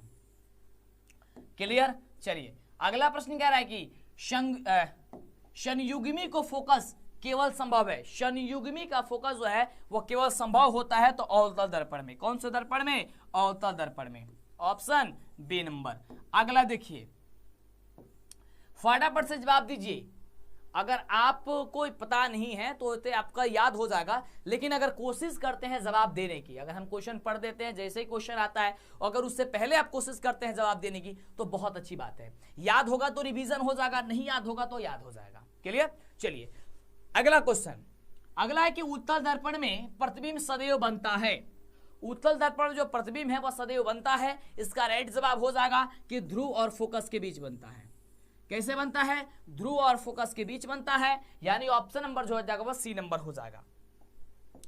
अगले हम प्रश्न की बात करते हैं। अगला नंबर प्रश्न हम सभी ये कह रहा है कि किसी दर्पण का मध्य बिंदु क्या कहलाता है? तो किसी दर्पण का मध्य बिंदु ध्रुव कहलाता है, यानी कि ऑप्शन नंबर क्या हो जाएगा? बी नंबर हो जाएगा। क्या हो जाएगा? बी नंबर हो जाएगा। अगले हम प्रश्न की बात करें। अगला प्रश्न कह रहा है कि समतल दर्पण में वक्रता त्रिज्या आर क्या होता है? समतल दर्पण में वक्रता त्रिज्या जो आर होता है वह आर आपका अनंत होता है। कैसा होता है? आर आपका अनंत होता है। अगला देखिए, अभी तक वीडियो को लाइक नहीं किया, लाइक कब करोगे? फटाफट से लाइक कीजिए और चैनल को सब्सक्राइब करके दोस्तों में शेयर कर दीजिए। इस वीडियो को जितना ज्यादा हो सकता है शेयर कीजिए। अगला है हजामत बनाने के लिए व्यवहार किया जाता है। हजामती दर्पण, वही आपका बात है कि अवतल दर्पण का उपयोग किया जाता है, हजामती दर्पण में किया जाता है, यानी ऑप्शन हो जाएगा बी नंबर। अगला देखिए, अगला है कि समतल दर्पण का रेखीय आवर्धन होता है। समतल दर्पण का रेखीय आवर्धन, तो देखिए बाबू, समतल दर्पण का रेखीय जो आवर्धन होता है वो आवर्धन क्या होता है? m बराबर 1 होता है। क्या होता है? 1 होता है। C number. ठीक है। चलिए अगला प्रश्न हम सभी कह रहे हैं 156 नंबर। 200 क्वेश्चन कंप्लीट हो जाएगा तभी आपको कहीं जाना है, नहीं तो पूरा क्लास कंटिन्यू देखना है। क्वेश्चन है कि प्रतिबिंब की ऊंचाई और वस्तु की ऊंचाई के अनुपात को क्या कहते हैं? प्रतिबिंब की ऊंचाई और वस्तु की ऊंचाई के अनुपात को क्या कहते हैं? तो प्रतिबिंब की ऊंचाई, वस्तु की ऊंचाई को कहते हैं हम लोग आवर्धन। क्या कहते हैं? आवर्धन कहते हैं। ठीक ना। चलो अगला है कि गाड़ियों के अग्रदीपों में किस दर्पण का उपयोग होता है? देखिए, अग्रदीप और एक होता है पश्चदीप। तो अग्रदीप की बात करेगा तो अवतल होगा और पश्च दृश्य की बात करेगा तो उत्तल होगा। क्लियर। चलिए अगला प्रश्न कह रहा है कि दर्पणों के प्रयोग में सभी दूरियां मापी जाती है। दर्पण के प्रयोग में सभी दूरियां दर्पण के ध्रुव से मापी जाती है, यानी कि ऑप्शन नंबर जो है आपका ए नंबर हो जाएगा। अगला प्रश्न कह रहा है कि गोलीय दर्पण जिसका दृश्य क्षेत्र बहुत विस्तार होता है वह है। गोलीय दर्पण जिसका दृश्य क्षेत्र बहुत विस्तार होता है वह क्या है? वो आपका उत्तल है। क्या है? उत्तल है। ऑप्शन क्या हो जाएगा? तो बी नंबर हो जाएगा। क्लियर। क्या हो जाएगा? बी नंबर हो जाएगा। अगले हम प्रश्न की बात करें। अगला प्रश्न आपके स्क्रीन पे है और प्रश्न कह रहा है कि किसी दर्पण का मध्य बिंदु कहलाता है। किसी दर्पण का मध्य बिंदु, तो किसी दर्पण का मध्य बिंदु कहलाता है क्या चीज? वक्रता केंद्र कहलाता है। क्या कहलाता है? वक्रता केंद्र कहलाता है, यानी कि ऑप्शन नंबर क्या हो जाएगा? सी नंबर हो जाएगा। अगला प्रश्न आपके स्क्रीन पे है और प्रश्न हम सभी कह रहा है कि CO2 है एक। CO2 क्या है? तो CO2 आपका क्या है बाबू? देखिए यहाँ पे ऑप्शन है कि अम्लीय है, क्षारीय है, लवण है या अनिश्चित है, तो क्या है, यह प्रकार का अम्लीय ही होता है, ठीक है ना। चलिए अगले हम प्रश्न की बात करते हैं। तो प्रश्न कह रहा है कि अधातु के ऑक्साइड प्राय होते हैं, अधातु के ऑक्साइड। तो देखिए अधातु के जो ऑक्साइड होते हैं बाबू वो क्या होते हैं, अधातु के ऑक्साइड हमेशा क्या होते हैं, लगभग अम्लीय होते हैं, लगभग नहीं होते ही हैं, यानी ऑप्शन क्या हो जाएगा, बी नंबर हो जाएगा। चलो अगला प्रश्न कह रहा है कि कॉपर पाइराइट यानी कि CuFeS2 का है, यह किसका जो है वह अयस्क होता है, आपको बताना है। बहुत बढ़िया प्रश्न है। और ये जो अयस्क होता है वह तांबा का अयस्क होता है। किसका अयस्क होता है बाबू, तांबा का अयस्क होता है। अगला प्रश्न कह रहा है कि विद्युत अपघटन में ऑक्सीकरण होता है, विद्युत अपघटन में ऑक्सीकरण जो है वह होता है एनोड पर होता है। क्या होता है, एनोड पर होता है, यानी ऑप्शन हो जाएगा आपका ए नंबर। अगले प्रश्न की बात करते हैं। अगला प्रश्न आपके स्क्रीन पे है। प्रश्न कह रहा है निम्नलिखित में कौन संतृप्त हाइड्रोकार्बन है, संतृप्त हाइड्रोकार्बन। तो संतृप्त हाइड्रोकार्बन होगा C4H10। क्या हो जाएगा, C4 और H10 हो जाएगा। अगला है हीरा एंड ग्रेफाइट है। हीरा और ग्रेफाइट क्या है बाबू, बताओ फटाफट से। तो देखिए हीरा और ग्रेफाइट जो है वह कार्बन का अप्रूफ है। क्या हो जाएगा, कार्बन का अप्रूफ हो जाएगा, ठीक है ना। जब तक 200 क्वेश्चन नहीं कंप्लीट होगा तब तक आपको कहीं जाना नहीं है। अगला देखिए, अगला है कि अल्कोहल का सामान्य सूत्र क्या है। यह क्वेश्चन जैसे आपके एग्जाम में आएगा काफी बच्चे सोच में पड़ जाते हैं। अल्कोहल का सामान्य सूत्र होता है CnH2n+10H होता है, ठीक है। ऑप्शन हो जाएगा ए नंबर, क्लियर। अगला है निम्नलिखित में कौन सा संयोजीय यौगिक है, संयोजीय यौगिक जो है यहां से कौन है आपको बताना है। तो इसका राइट जवाब हो जाएगा CH4। क्या हो जाएगा, ए नंबर हो जाएगा। चलिए अगले प्रश्न की बात करते हैं। अगला प्रश्न है कार्बन क्या है। तो कार्बन आपका एक क्या है, अधातु है। ऑप्शन क्या हो जाएगा, बी नंबर। कार्बन क्या है, कार्बन है आपका एक अधातु है। अगला प्रश्न है, ये देखो ये क्वेश्चन कई बार आपको हम बता भी चुके हैं। क्वेश्चन क्या है कि किसी वोल्टमीटर के स्केल पर 0 से लेकर के 1 वोल्ट के बीच 20 विभाजन चिन्ह है, तो वोल्टमीटर का अल्पमापांक क्या होगा। कुछ नहीं करना है, ये देखिए कह रहे हैं कि 0 से 1 के बीच, तो 0 से 1 के बीच यानी कि क्या हो जाएगा, 1 ही होगा। 0 से के बीच 1 होगा ना। और कह रहा है 20 विभाजन चिन्ह है, यानी कि आपका क्या हो जाएगा, 20 हो जाएगा। अब इसको भाग दे दो 20 से, क्या हो जाएगा, यहाँ पे कुछ नहीं है, इसको 0 बैठा के दशमलव से, तो क्या होता है 0.05 होगा ना, बिल्कुल 0.05 हो जाएगा। ऑप्शन हो जाएगा बी नंबर। कुछ नहीं करना यार, 20 में भाग दे दो 1 से, कुछ नहीं तो 0 बैठाओगे यहाँ पे, फिर एक 0 बैठाओगे, 20 25 कितना 100 होता है, कट गया 0.05 हो जाएगा, ठीक है ना। चलो अगला है कि मनुष्य में प्रमुख उत्सर्जी अंग क्या है। यार प्रमुख उत्सर्जी अंग क्या है, ब्रिक है, याद कर लेना। क्या हो जाएगा, ब्रिक हो जाएगा, बहुत बढ़िया। चलो अगले प्रश्न की बात करते हैं। अगला प्रश्न है कि प्रकाश संश्लेषण के लिए निम्न में से कौन से कच्चे पदार्थ की आवश्यकता नहीं है। कौन से कच्चे पदार्थ की आवश्यकता नहीं है, तो ऑक्सीजन की कोई जरूरत नहीं होती है प्रकाश संश्लेषण में। कार्बन डाइऑक्साइड की जरूरत है, जल की जरूरत है और क्लोरोफिल की भी जरूरत है, लेकिन ऑक्सीजन की जरूरत नहीं है। अगला है कि शरीर में सबसे छोटी रक्त वाहिनी क्या है। शरीर में सबसे छोटी रक्त वाहिनी जो है वह वेना कॉम्प है। क्या है, वेना कॉम्प है, यानी कि ऑप्शन क्या हो जाएगा, डी नंबर। अगला प्रश्न कह रहा है कि अधिकतर पादप नियंत्रक उत्पन्न होते हैं। अधिकतर पादप नियंत्रक उत्पन्न होते हैं, तो उत्पन्न क्या होते हैं, वो देखिए बढ़ते तने के अग्रभाग पर और आपका होता है बढ़ती जड़ के अग्रभाग पर, ये दोनों पे होता है। ऑप्शन हो जाएगा डी नंबर, ठीक है ना। क्या हो जाएगा, डी नंबर। अगला है कि पुष्पी पौधों में लैंगिक जनन किसके द्वारा होता है। पुष्पी पौधों में लैंगिक जनन, तो देखिए पुष्पी पौधों में जो लैंगिक जनन होता है वह फूलों द्वारा होता है। किसके द्वारा होता है, फूलों द्वारा होता है। अगला प्रश्न कह रहा है कि फूलों का कौन सा भाग फल में बदल जाता है। फूल का जो कौन सा भाग होता है वो फल में बदल जाता है। तो जो अंडाशय होता है ना, अंडाशय ये आपका फल में बदल जाता है। किस में बदल जाता है, फल में बदल जाता है। अगला प्रश्न, objective subjective model paper online test PDF download करने के लिए आपको गूगल के क्रोम ब्राउजर में जाना है और यहाँ पे सर्च करना है डीएलएस एजुकेशन, जो चैनल का नाम है। जैसे आप सर्च करेंगे, वैसे तो इसका लिंक नीचे डिस्क्रिप्शन में दिए हैं, सर्च करेंगे तो आपके सामने आएगा डीएलएस एजुकेशन ऑफिशियल। आपको सिंपल इस पर क्लिक कर देना है। क्लिक करते ही आपके सामने इस तरीके से ओपन होगा। यहाँ पे आपको नीचे जाना है और यहाँ पे व्हाट्सएप ग्रुप में जुड़ना चाहते हैं जुड़ सकते हैं। उसके बाद नीचे जैसे ही जाएगा तो यहाँ पे देख सकते हैं मॉडल पेपर। यहाँ पे आपने पिछले 5 वर्षों का मॉडल पेपर और साथ ही इस वर्ष का जो 5 मॉडल पेपर है वो भी डाउनलोड कर सकते हैं पीडीएफ, और उसका प्रिंट भी निकला सकते हैं। इस पे जैसे ही क्लिक करेंगे आपको मॉडल पेपर ओपन हो जाएगा। यहाँ पे मॉडल पेपर का टेस्ट, यहाँ पे ऑब्जेक्टिव, सब्जेक्टिव, ऑनलाइन टेस्ट, ये सब कुछ मिल जाएगा। जैसे कि मॉडल पेपर पे क्लिक करते हैं तो मॉडल पेपर जैसे ही क्लिक करेंगे इस तरीके से ओपन होगा। यहाँ पे आपको एक नहीं पूरे 5 मॉडल पेपर मिलेगा और पिछले वर्षों का भी मॉडल पेपर मिलेगा, जिससे आप डाउन सकते हैं और अपने तैयारी में जबरदस्त जो है उछाल ला सकते हैं। यानी कि बहुत ही बेहतरीन तरीके से यहाँ पे दिया गया है। साथ ही यहाँ पे ऑब्जेक्टिव, सब्जेक्टिव सब कुछ दिया गया है। तो यहाँ पे देखिए, यहाँ पे ऑब्जेक्टिव के लिए और सब्जेक्टिव के लिए यहाँ पे देखिए ऑब्जेक्टिव लिखा है, ऑब्जेक्टिव भी क्लिक कीजिए, ऑब्जेक्टिव आपको मिल जाएगा, ठीक ना, प्रत्येक सब्जेक्ट का। और आपको यहाँ से सब्जेक्टिव चाहिए तो यहाँ पे सब्जेक्टिव भी मिल जाएगा। तो फटाफट से देरी मत कीजिए, जल्दी आइए, सर्च कीजिए और अपने दोस्तों में इसे ज्यादा शेयर कीजिए, क्योंकि समय आपके पास काफी ही कम है। कह रहे कि मानव मादा में निषेचन होता है, मानव मादा में जो है निषेचन, तो निषेचन आपका होता है किसमें? फिलोपियन नलिका में होता है। किसमें होता है? फिलोपियन नलिका में होता है। ये क्वेश्चन शायद डबल आ चुका है।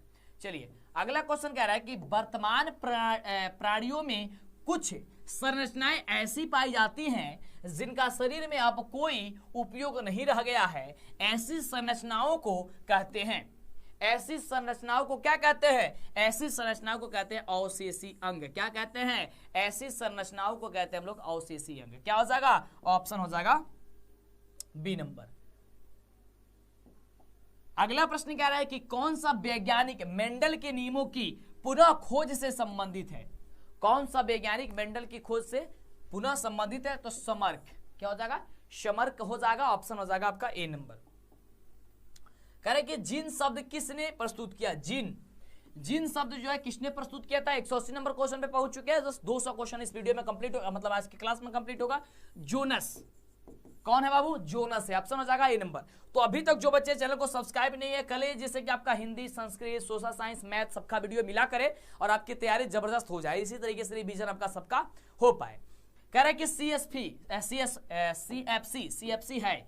CFC क्या है? तो CFC बाबू याद कर रखिएगा, ये आपका क्लोरोफॉर्म कार्बन है। ऑप्शन क्या हो जाएगा? ए नंबर।